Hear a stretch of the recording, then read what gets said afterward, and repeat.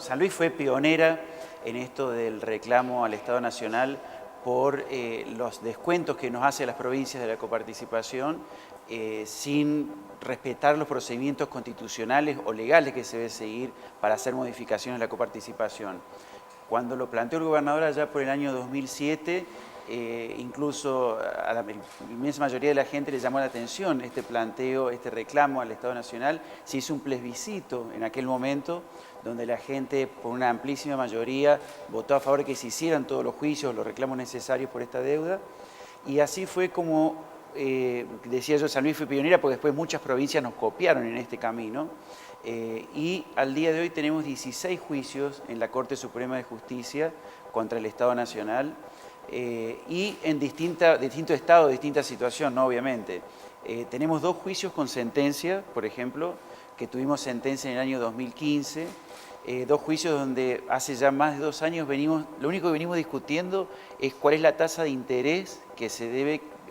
usar para actualizar esta deuda. Digamos, ya no hay discusión sobre la deuda, mucho menos sobre el monto del capital histórico, digamos, lo que se dé por esto. Lo que la Corte resta definir, a pesar de estos 2 años que han transcurrido y de numerosas presentaciones que hemos hecho, tanto en sede judicial como gestiones que ha hecho incluso el mismo gobernador en persona ante los ministros del Estado Nacional para tratar de zanjar esta diferencia, y hasta el día de hoy todavía no tenemos una respuesta. Y estos 2 juicios solamente son cerca de 19.000 millones de pesos que nos debe el Estado Nacional, una suma sumamente importante. Calculemos que sería, si pudiéramos cobrar esto, para utilizarlo obviamente para obras de infraestructura, para la seguridad, para la salud de todos los puntanos, ¿no? Y tenemos en total 16 juicios. El último juicio lo iniciamos hace muy poquito, que es un juicio donde hemos planteado la inconstitucionalidad de lo que se llamó consenso fiscal, este famoso pacto que se firmó a fin de año pasado, que San Luis fue la única provincia que no lo firmó. Todos recordamos en aquel momento la postura muy enérgica y muy firme del gobernador, que la sostuvo en la Cámara de Senadores, cuando en su momento esto se debatió en las comisiones en el Senado. En el mismo sentido también el senador Adolfo Rodríguez Sá también tuvo una postura muy crítica. Nosotros sostuvimos desde aquel momento que esto que se incurría como un consenso fiscal no era un consenso, sino, digamos, casi un apriete a las provincias, donde digamos, la nación le sacaba no solo recursos, sino también muchas competencias que son exclusivas de las provincias. Por ejemplo, el Estado Nacional quería avanzar, o avanzó en muchos casos con los que firmaron, en lo que es la administración de los recursos provinciales, por ejemplo, las recaudaciones de rentas provinciales, ¿no? O de todo lo que puede ser tributos provinciales. También decimos que fue extorsivo porque se decía, bueno, si no firman esto, no les mando más el dinero de la soja a los municipios. Bueno, toda esta serie de violaciones al derecho constitucional y a los derechos que la provincia tiene, y más cuando nosotros no firmamos en aquel momento el consenso fiscal,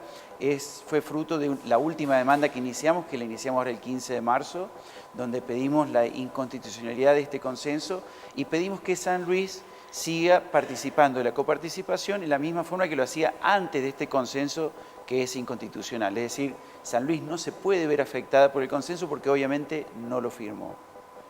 Y además de los 2 juicios que te contaba recién que tenemos con sentencia,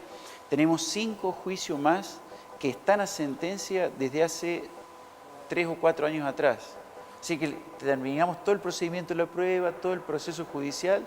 la Corte los encerró, digamos, los expedientes para estudiarlos, y bueno, estamos esperando que se dicten sentencias.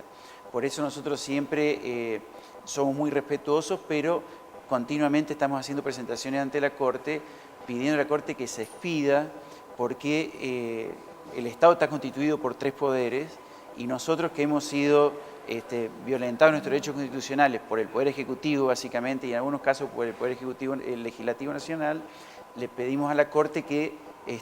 lleve justicia a estos casos que está planteando San Luis y que se resuelva. Yo creo que 2 años han pasado, como decía recién, donde estamos discutiendo simplemente cuál es la tasa de interés que tenemos que usar para actualizar la deuda. Y con todo esto venimos desde febrero del año 2016. Justamente 10 días atrás o 15 días atrás, cuando el jefe de gabinete de ministros fue a la Cámara de Diputados a dar el informe que da mensualmente. Los diputados de San Luis le preguntaron a Peña por qué no dialogaba con San Luis y por qué no se pagaba esta deuda, y ya la Corte ha reconocido en la sentencia. Y Peña dijo que todavía no se había avanzado con San Luis porque lo único que falta es que la Corte determine cuál es la tasa de interés correcta para hacer este cálculo. Entonces, a partir de esa declaración pública de Peña, hicimos una última presentación hacia la Corte hace muy poquitos días atrás, donde dijimos, mire, el mismo jefe de Gabinete de la Nación está diciendo que ustedes tienen que resolver el tema de la tasa de interés, por favor resuélvanlo a la mayor brevedad posible, a efectos de que San Luis pueda haber de una vez por todas asegurado su crédito y podamos, como decía recién, planificar el futuro de todos los puntanos. En el consenso fiscal, lo que se pedía era que las provincias renunciaran a los juicios que tenían contra el Estado Nacional, que vamos a decir, y esto es así, los juicios que tenían las otras provincias son todos juicios que nos copiaron a nosotros en el buen sentido, y a nosotros hasta nos pareció bien que nos copiaran, pero juicios que los iniciaron hace un año atrás, o sea, no tienen 10 años o 12 años de trámite de juicio como tenemos nosotros. Y el Estado Nacional decía, bueno, ustedes desistan de todos los juicios y a cambio de que desistan, el Estado Nacional se hacía cargo de muchas deudas que las provincias tenían con el Estado Nacional, que en el caso de San Luis nosotros no tenemos ninguna deuda con el Estado Nacional. Entonces, desde ese punto de vista, no teníamos ninguna conveniencia en este consenso. Y por otro lado, en el caso de Santa Fe, que es la única provincia que está en una situación similar con nosotros, es decir, en el caso de que tiene juicios ganados, le dijeron, bueno, antes de que termine el mes de marzo de 2018, que ya terminó, vamos a arreglar con ustedes cómo le vamos a pagar los juicios que ganaron. Marzo terminó y a Santa Fe no le cumplieron tampoco. Pero bueno, Santa Fe, digamos, entró en lo que es el juego de este consenso fiscal. Ha habido una charla que trascendió, digamos, en los medios nacionales, donde se sentaron con Santa Fe y le dijeron que le iban a hacer una propuesta de pago con, no sé si eran también conmutaciones de deuda, alguna entrega de terrenos, pago en bonos, pero concreto no hubo nada más que una charla, digamos, diplomática, ¿no?, con los funcionarios de Santa Fe. Es decir, que Santa Fe es otra de las provincias que firmó el consenso fiscal y hasta ahora no se lo han cumplido. Bueno, y tenemos el caso de La Pampa, que la semana pasada anunció que si bien el gobernador Berna había firmado aquel consenso, los legisladores decidieron que como la Nación no ha cumplido con lo que la Nación se comprometió en este pacto, ellos no van a ratificarlo, con lo cual va a quedar en una situación similar a San Luis. Desde el Estado Nacional se pregona el diálogo, la vocación de diálogo y demás. Lo cierto es que durante el año pasado, 2017, el gobernador mandó pedidos de audiencia por escrito, con notas oficiales, 2 veces en el mes de marzo, otra vez en el mes de abril, creo que fue la tercera, y la última fue en el mes de octubre, cuando la Corte, en una de nuestras presentaciones, nos dijo, le vamos a dar un plazo de 30 días para que se pongan de acuerdo y si no vamos a resolver con la tasa de interés. En octubre, cuando la Corte nos dijo eso y nos instó a que dialogáramos, el gobernador fue la última vez que presentó notas formales por escrito a los ministros Dujovne, a Frigerio, al presidente de la Nación, a Macri, y al jefe de gabinete Peña también. A los 4 le pidió que nos juntáramos para dialogar sobre el tema de la deuda. No solamente que no nos juntamos, sino que jamás contestaron las notas. Es decir, el gobernador muestra su vocación de diálogo y de llevar esto por un camino de conciliación, pero no ha habido ninguna respuesta del Estado Nacional. Con lo cual, esperemos que ahora cuando la Corte defina esto, realmente, bueno, tengamos la posibilidad de dialogarlo y ver cómo instrumentar el pago, porque esto tiene 2 etapas y la Corte lo fijó así en las sentencias que tenemos nosotros. Una vez que tengamos una liquidación firme, es decir, que la Corte diga hay que calcularlo con esta tasa de interés, entonces sepamos el monto concreto de la deuda,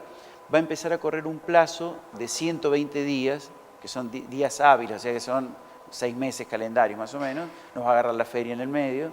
donde nos tenemos que poner de acuerdo en cómo se va a pagar esa suma de dinero, que se reconozca definitivamente.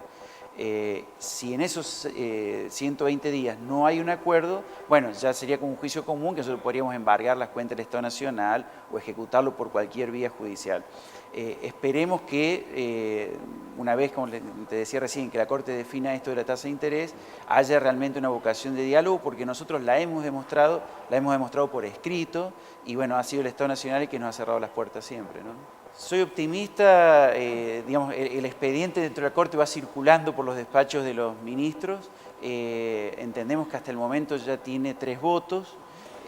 No sé si el doctor Rosenkrantz va a votar en este tema porque él fue abogado de Santa Fe, en el juicio que hizo Santa Fe por el mismo tema, entonces quizás no firme, con lo cual el expediente ya estaría listo para que se emita una sentencia, una resolución en cuanto al tema de la tasa de interés. Así que tenemos la esperanza de que a breve tiempo se pueda resolver.